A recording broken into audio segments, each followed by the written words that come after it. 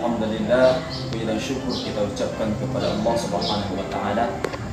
Salawat dan salam senantiasa kita sampaikan kepada Allah agar senantiasa tercurahkan kepada Nabi Allah, yakni Nabi besar Muhammad SAW.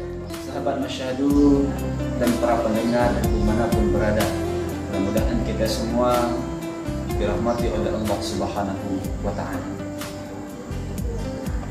Lama hidup banyak kita rasakan, jauh berjalan banyak yang kita lihat, dan pengalaman merupakan salah satu guru yang paling bijaksana dalam kehidupan kita ini.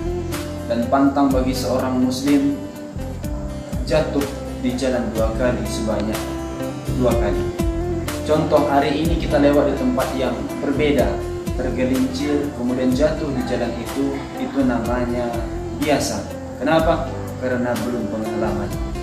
Kemudian besok lagi kita lewat lagi di tempat yang sama, kemudian masih jatuh juga, tergelincir juga, maka itu namanya manusia yang goblok. Maknanya apa? Coba kita hitung, kita perbaiki, kita lihat sudah berapa kalikah puasa yang singgah di dalam diri kita. Apakah kita berpuasa hanya sekedar menahan hawa nafsu, hanya sekedar menahan haus dan lapar saja, ataukah sudah melakukan ibadah puasa menurut ketentuan yang diajarkan oleh baginda Rasul Muhammad SAW. Maka kesempatan pada kali ini kita akan membahas tentang keagungan bulan suci Ramadan yang ditandai dengan dua hal. Yang pertama, bahwasanya Ramadan dipilih oleh Allah Subhanahu wa taala. Salah satunya Allah menurunkan Al-Quran di dalam bulan suci Ramadan. Bisa kita lihat dari firman Allah Surat Al-Baqarah juz 2 ayat 185. Dan ini Allah menjelaskan, Bismillahirrahmanirrahim. Syahrul Ramadan allazi unzila fihi al-Qur'an hudan lin-nas wa bayyinatin minal huda wal furqan. Bahwasanya Allah menurunkan Al-Quran di dalam bulan suci Ramadan. Salah satu tujuan dari Al-Quran diturunkan oleh Allah adalah supaya manusia bisa mengerti, supaya manusia bisa paham, supaya manusia itu menjadikan Al-Quran sebagai imamnya. Mereka tahu mana yang hak, mana yang batil, mana yang haram, mana yang halal, dan mana yang perintah dan mana larangan yang ditunjukkan oleh Allah Subhanahu wa taala. Bapak-bapak, saudara-saudara, sahabat Masyahdu, pendengar dimanapun berada, Al-Quran adalah kitab kita. Al-Quran adalah imam kita. Al-Quran adalah petunjuk bagi kita sebagai umat Islam. Maka untuk itu, sebagai kita orang Islam, ingat kita kepada hadis Nabi Muhammad SAW. Kata Nabi, "Man ja'alal Qur'ana amamahu qaddahu ilal jannah, wa man ja'alal Qur'ana khalfahu saqahu ilan nar." Siapa yang menjadikan Al-Quran sebagai imam, kata Nabi, maka Al-Quran itu sendiri yang akan membimbingnya untuk masuk ke dalam surga, baik surga dunia maupun surga akhirat. Wa man ja'ala al-Qur'ana khalqahu saqahu ilan nar. Siapa yang menjadikan Al-Quran sebagai makmumnya, maka Al-Quran itu sendiri akan mendorongnya untuk masuk ke dalam neraka.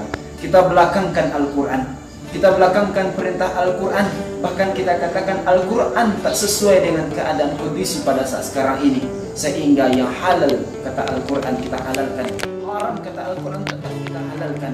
Maka orang yang seperti ini akan didorong oleh Al-Quran untuk masuk ke dalam neraka.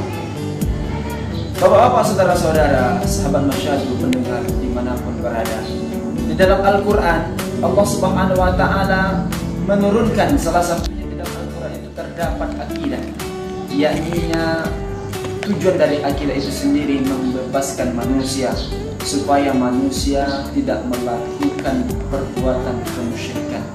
Yang kedua, membebaskan manusia dari ketergantungan kepada benda, membebaskan manusia dari tidak melakukan perbuatan syirik, baik syirik yang khafi maupun syirik yang jali. Maksud dari syirik yang khafi itu adalah syirik yang terang-terangan, syirik yang nyata. Contohnya menyembah berhala, itu syirik jali namanya. Kemudian mengatakan Allah itu lebih dari satu, itu syirik jali namanya. Tetapi sudahkah kita terbebas daripada syirik yang bernama khafi? Kalau syirik jali sudah tentu kita terbebas daripada itu. Tetapi syirik khafi adalah syirik yang tersembunyi.